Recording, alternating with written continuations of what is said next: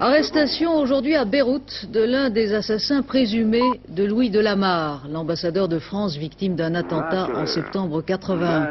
L'arrestation de ce jeune chiite libanais est intervenue au moment où le ministre des Relations extérieures, Claude Cheysson, concluait une visite de travail au Liban. Monsieur Cheysson a précisé qu'il n'avait pas été officiellement informé de cette arrestation par les responsables libanais.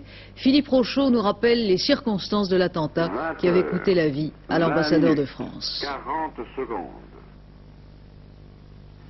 Louis de Lamare a été assassiné près de la ligne de démarcation à 50 mètres seulement de ce barrage de l'armée syrienne.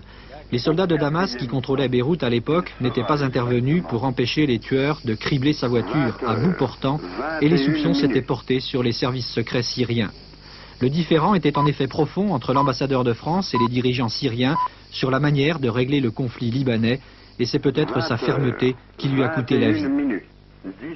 Depuis les funérailles de Louis de Lamare, enterré avec les honneurs militaires à Tourgevel dans le Calvados, l'enquête n'avait guère avancé, les Libanais redoutant sans doute de désigner les véritables auteurs de l'assassinat.